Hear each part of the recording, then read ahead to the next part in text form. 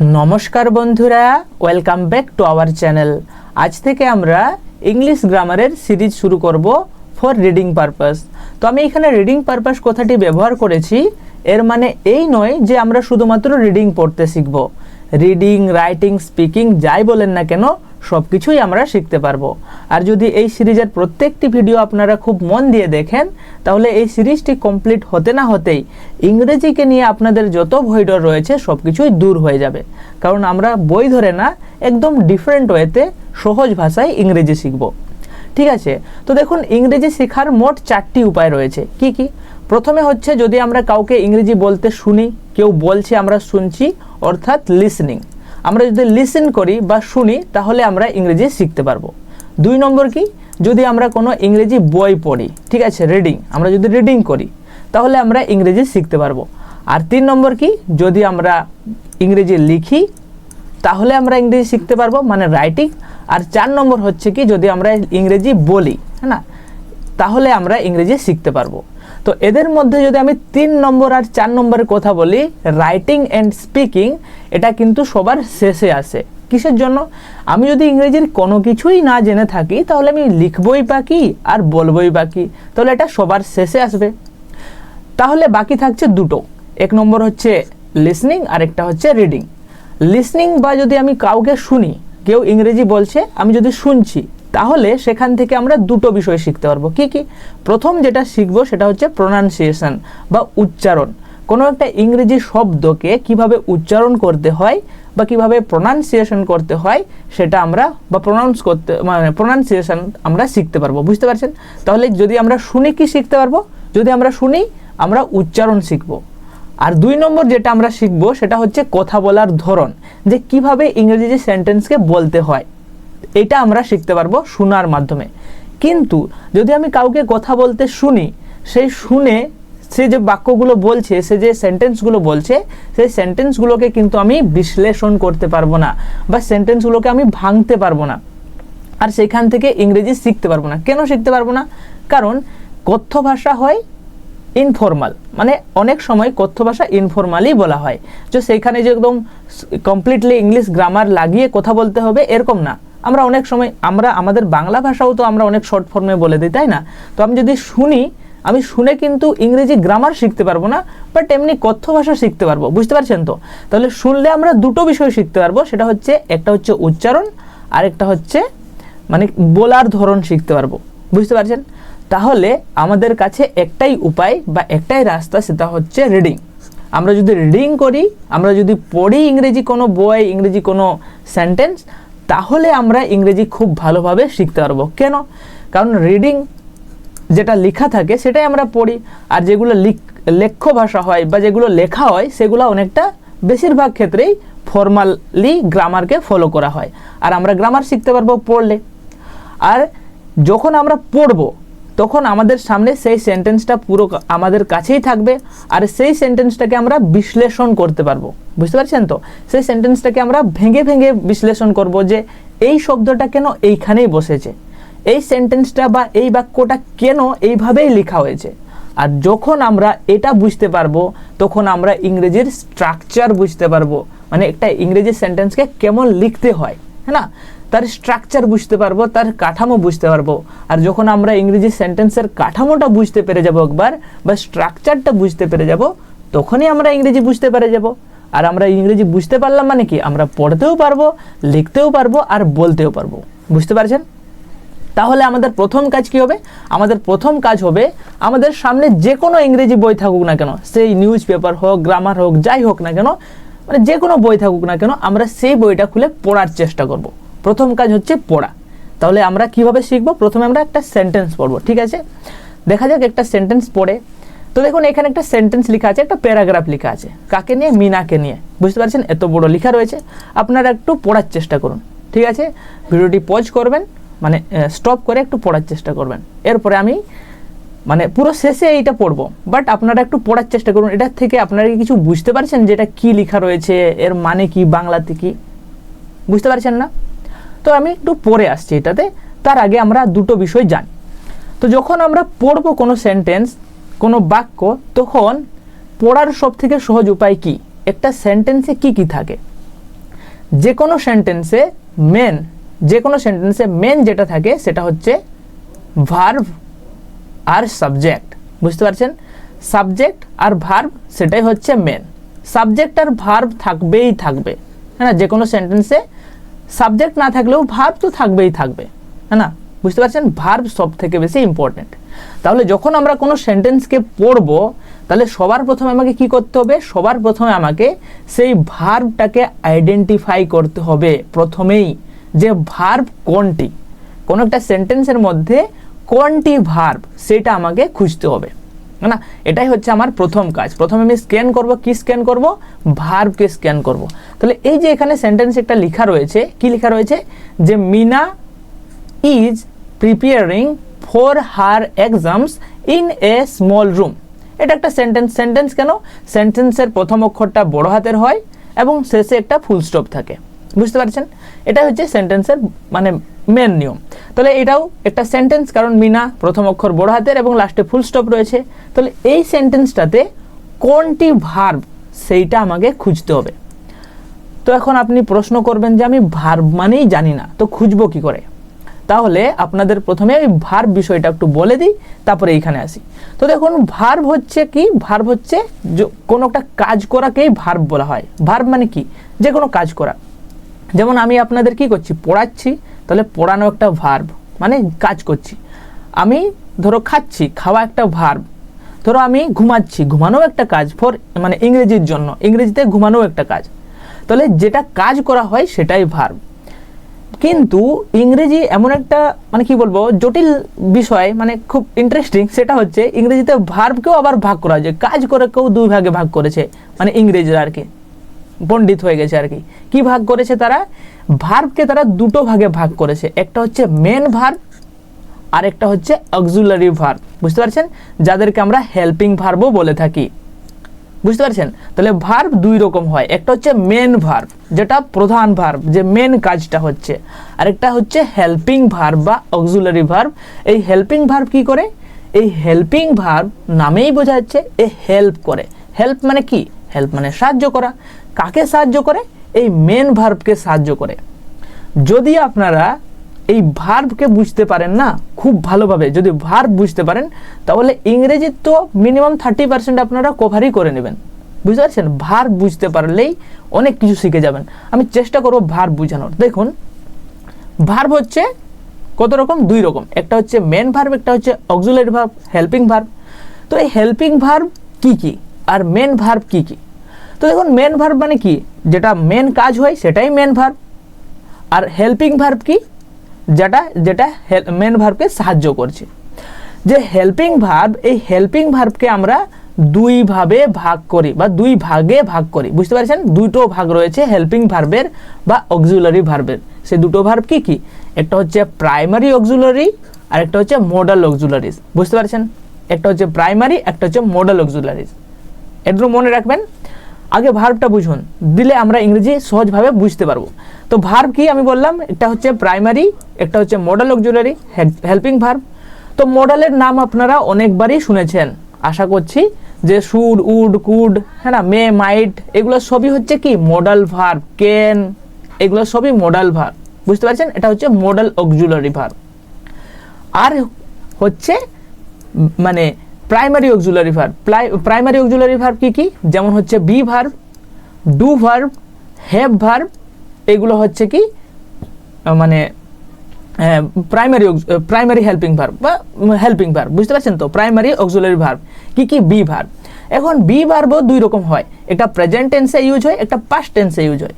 Present টেন্সে কি কি বি ভার্ব ইউজ হয়, প্রেজেন্ট টেন্সে ইউজ হয় ইজ, এম আর আর ইউজ হয়। বুঝতে পারছেন, এগুলো প্রেজেন্ট টেন্সে ইউজ হয় বি ভার্ব।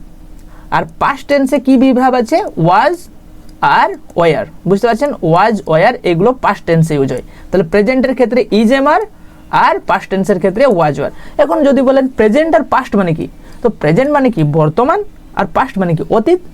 এইটুকু মনে রাখুন, বাকি ডিটেলসে তো আমরা এই তো প্রথম ক্লাস গ্রামারের, তাই না? তো আমি বেস বানানোর চেষ্টা করছি।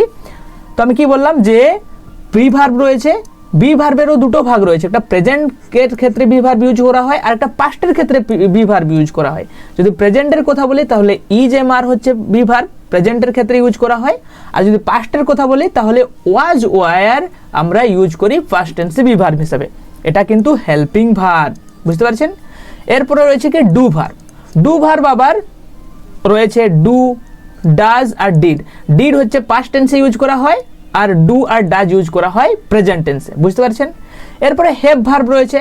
হ্যাভ ভার্বেরও সেরকম, হ্যাভ ভার্বের প্রেজেন্ট টেন্সে ইউজ করা হয় হ্যাভ আর হেজ, আর পাস্ট টেন্সে ইউজ করা হয় হ্যাড, বুঝতে পারছেন।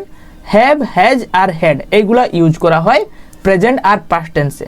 তাহলে এইগুলো আমরা কি শিখলাম? প্রাইমারি অক্সিলারিজ আর মডেল অক্সিলারিজ, যেগুলো কি হিসাবে ব্যবহার করা হয়? যেগুলো ব্যবহার করা হয় হেল্পিং ভার্ব হিসাবে আর মেন ভার্ব। বাস এইটুকু মনে রাখুন, এই বর্তমানের জন্য এই দুটো বিষয় জানলেই হবে যে একটা হেল্পিং ভার্ব রয়েছে আর একটা মেন ভার্ব রয়েছে।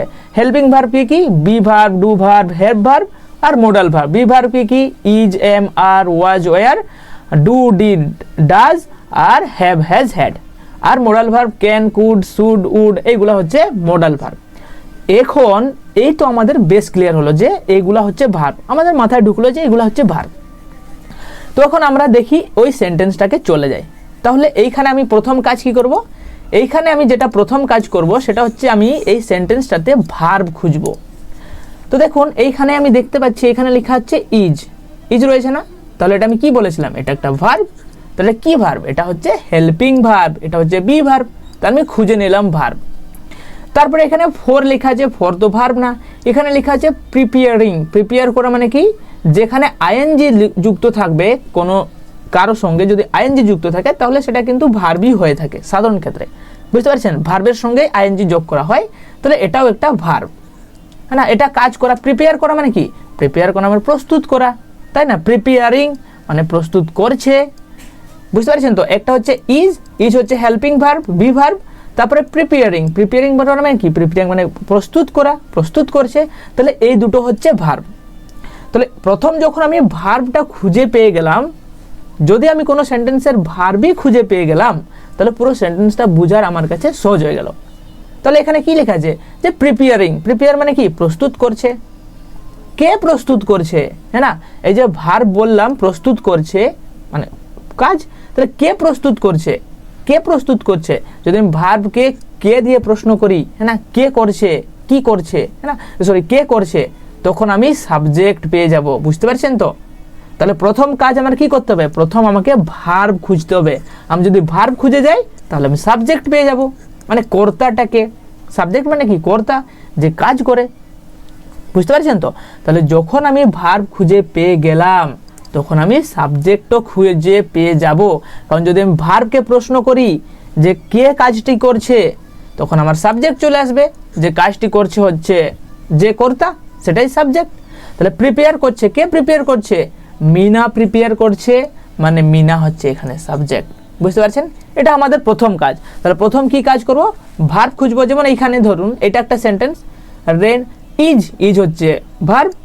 ফলিং, ফলিং মানে পড়ছে, এটা একটা ভার্ব। তাহলে ভার্ব খুঁজলাম। তাহলে কি পড়ছে, হ্যাঁ না, পড়ছে। ফল মানে কি? পড়ছে। তাহলে পড়ছেটা কে পড়ছে? কি পড়ছে? না, রেন মানে বৃষ্টি পড়ছে, তাহলে বৃষ্টি হচ্ছে সাবজেক্ট, বুঝতে পারছেন। রিডিং করতে পারবো। যে কোনো সেন্টেন্স আপনারা খুঁজবেন সেখানে আমরা প্রথমে ভার্ব খুঁজবো। যেমন এখানে দেখুন সি স্টাডিড। আচ্ছা, স্টাডিড, স্টাডিড মানে কি? পড়ছে। তাহলে পড়ছে হচ্ছে ভার্ব, হ্যাঁ না, পড়ছে। তাহলে কে পড়ছে? সি পড়ছে, তাহলে সি হচ্ছে সাবজেক্ট। এরকম ভাবে প্রত্যেকটা সেন্টেন্সে। কুক মানে কি? রান্না করা। তাহলে রান্না করছে, কে রান্না করছে? মাদার, মা, মা রান্না করছে, তাহলে মা হচ্ছে সাবজেক্ট, রান্না করা হচ্ছে ভার্ব। তাহলে প্রথমে যে কোনো সেন্টেন্সে আমাদের রিডিং পড়তে হলে প্রথমে আমাদের কি করতে হবে? প্রথমে আমাদের খুঁজতে হবে ভার্ব, হ্যাঁ না। দ্য ভার্ব কি? Verb is the heart of the sentence. যে কোনো সেন্টেন্সের হার্ট হচ্ছে ভার্ব। যদি আমরা ভার্বটাকে খুঁজে পাই তাহলে আমরা হৃদয়টাকে খুঁজে পেয়ে যাব, হ্যাঁ না। তো হৃদয়টা চলে আসলো মানে আমাদের সেন্টেন্সটাও জীবিত হয়ে যাবে, না, হার্টবিট চলে আসবে, না, মানুষ জীবিত থাকবে। তাহলে হার্ট, ভার্ব খুঁজে দিলাম। ভার্ব খোঁজার পরে আমরা আইডেন্টিফাই করব সাবজেক্টকে, হ্যাঁ না। Who is doing that verb? সেই কাজটা কে করছে? যে সেই কাজটা করছে সেটাই হচ্ছে সাবজেক্ট, বুঝতে পারছেন, হ্যাঁ না। সেটা হচ্ছে মেন ক্যারেক্টার, হ্যাঁ না, সেটা হচ্ছে সাবজেক্ট। আর বাকিদেরকে আমরা না বুঝলেও আমরা সেন্টেন্সটা বুঝতে পেরে যাব, হ্যাঁ না। বাকি অনেক কিছু থাকে একটা সেন্টেন্সের মধ্যে। তাহলে আমরা বাকিগুলো পরে ডিসকাস করব, বাস্ট আজকে শুধু আমরা এইটুকুই জানবো যে কোনটা ভার্ব আর কোনটা সাবজেক্ট। তো দেখুন এখানে লেখা রয়েছে রাম রাইটস এ লেটার। তাহলে এখানে রাইট মানে কি লেখা, তাহলে লেখাটা হচ্ছে ভার্ব, তাহলে ভার্ব, রাইট মানে কি লিখছে, কে লিখছে, রাম লিখছে, তাহলে এটা হচ্ছে সাবজেক্ট। বুঝতে পারলেন? যেমন এখানে দেখি ইজ, ইজ হচ্ছে ভার্ব, হ্যাপি তো ভার্ব না, ইজ হচ্ছে ভার্ব, হলো আচ্ছা কে হলো খুশি, বয় বালক, তাহলে বালক হচ্ছে সাবজেক্ট। বুঝতে পারছেন? এখানে এটা লিঙ্ক ভার্ব হিসেবে কাজ করছে। এরপরে এখানে ওয়াজ কমপ্লিটেড, ওয়াজ মানে ভার্ব, হ্যাঁ না, আর কমপ্লিট মানে সম্পূর্ণ করা না, ওয়াজ কমপ্লিটেড সম্পূর্ণ করেছে, হ্যাঁ না, কি সম্পূর্ণ করেছে, কাজ সম্পূর্ণ করেছে, এটা হচ্ছে সাবজেক্ট। হ্যাজ রিটেন, হ্যাজ কি ভার্ব, রিটেন মানে লেখা, তাহলে লেখা কমপ্লিট করেছে, কে লেখা কমপ্লিট করেছে, সে করেছে, তাহলে সি হচ্ছে সাবজেক্ট, হ্যাঁ না।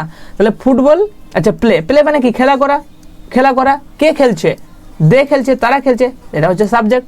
তাহলে প্রথম আপনাদের এটাই কাজ হবে, প্রথম কাজ এটাই হবে, আপনারা প্রত্যেকটা সেন্টেন্স চেষ্টা করবেন, কোনো একটা নিউজ পেপার বের করুন। যখন আমি তো এডিটোরিয়াল পড়াচ্ছি, তো এডিটোরিয়াল মানে আমি রিডিং পড়ার জন্য, রিডিং পারপাসেই পড়াচ্ছি, যাতে আপনারা রিডিং পড়তে পারেন, শিখতে পারেন ইংরেজি, তো ওই জন্য পড়াই। তো পরীক্ষার সাথেও কানেক্ট করে তো ভিডিওগুলো দেখবেন, অনেক কিছু শিখতে পারবেন সেইখান থেকে। মানে এক্সামকে কানেক্ট করে আমি এডিটোরিয়াল পড়াচ্ছি, আবার ইংরেজি শেখার চেষ্টা করছি, তাই না? তো দেখুন রিডিং যখন পড়বো আমি সেই এডিটোরিয়ালগুলোতেই সাবজেক্টকে একটা ব্লু কালি দিয়ে দিই আর ভার্বগুলোকে রেড কালি দিয়ে দিই। বুঝতে পারছেন? সাবজেক্ট আর ভার্বকে আলাদা কালি দিয়ে দিই। তো এইরকম ভার্ব, আগে ভার্ব যদি খুঁজতে পারি আমরা, তাহলে সাবজেক্ট খুঁজতে পারবো, আর সাবজেক্ট ভার্ব বুঝতে পারলেই তো ঘটনাটা বুঝতে পারবো, হ্যাঁ না। যে এখানে যেমন রাম লিখছে, যা হোক কিছু একটা লিখছে, কি লিখছে সেটা তো পরে লেখা থাকবে, হ্যাঁ না। যেমন বই হ্যাপি, হ্যাঁ না, যেমন এখানে কমপ্লিট হয়ে গেল, কি কমপ্লিট হয়ে, কাজ কমপ্লিট হয়ে গেল, বাস ওইটুকুই। আর বাকি যে বিষয়গুলো রয়েছে এখানে একটা সেন্টেন্সের মধ্যে অনেক কিছু থাকে, হ্যাঁ না, একটা সেন্টেন্সের মধ্যে অনেক কিছু থাকে। যেমন এটা একটা সেন্টেন্স যদি আমি ধরি, এখানে দেখুন লেখা আছে her mother cooked dinner in the kitchen while her younger brother played with his toys. তাহলে এইটা পুরোটা হচ্ছে একটা সেন্টেন্স। এই সেন্টেন্সের মধ্যে শুধু কি ভার্ব আর সাবজেক্ট রয়েছে না, শুধু কি ভার্ব আর সাবজেক্ট রয়েছে না, এর মধ্যে অনেক কিছু রয়েছে, না, এর মধ্যে অনেক কিছু রয়েছে। তাহলে একটা সেন্টেন্সের মধ্যে অনেক কিছু থাকে, হ্যাঁ না। যে যে জিনিসগুলো থাকে তাদেরকে বলা হয় এক একটা অংশ, এক একটা পার্টস। কি বলা হয়? এক একটা পার্ট, এক একটা অংশ। কিসের অংশ? একটা সেন্টেন্সের অংশ বা একটা বাক্যের অংশ। যখন আমরা সেই বাক্যটাকে বলি সেটাকে কি বলা হয়? স্পিচ বলা হয়, SPEECH। তাহলে একটা স্পিচের অংশ, তাহলে পার্টস অফ স্পিচ। বুঝতে পারছেন তো? তাহলে একটা স্পিচের মধ্যে, একটা সেন্টেন্সের মধ্যে, একটা বাক্যর মধ্যে অনেকগুলো পার্ট থাকে, যাদেরকে বলা হয় পার্টস অফ স্পিচ। সেটা আমরা নেক্সট ভিডিওতে শিখবো। পার্টস অফ স্পিচে টোটাল 8টি পার্ট রয়েছে। কি কি? Noun, pronoun, adjective, verb, adverb, preposition, conjunction and interjection. তো সেগুলো আমরা নেক্সট ভিডিওতে পড়বো। বুঝতে পারছেন? তো আশা করছি ভিডিওটি বুঝতে পেরেছেন। আর আপনাদের জন্য একটা কাজ রইলো, সেটা হচ্ছে এই যে সেন্টেন্সটা আমি এখানে লিখে দিচ্ছি, এটা আমি ডিসকাস করছি না, না, আপনাদের কাজ হলো এর ভার্ব আর সাবজেক্ট খুঁজে বের করা। বুঝতে পারছেন? আর ভার্ব আর সাবজেক্ট খুঁজে পাচ্ছেন কিনা আপনারা নিচে কমেন্ট করতে পারেন। ধরো এটাকে 1 নম্বর দিয়ে দিলাম, যে 1 নম্বরে সাবজেক্ট ভার্ব কি, 2 নম্বরে, এত আমি খুঁজেই দিলাম এখানে, যাই হোক 3 নম্বরে। তো শেষে আমি কিছুগুলো রেখে দিয়েছি এইখানটাতে।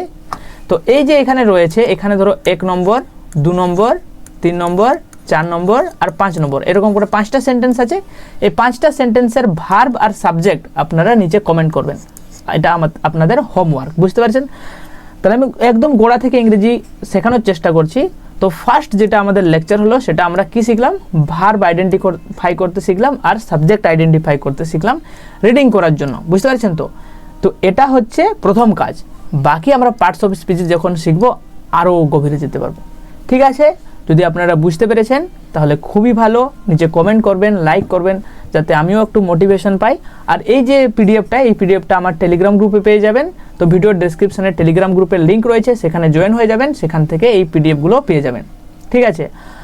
আর সবাই ভালো থাকবেন, নেক্সট ভিডিওতে দেখা হবে।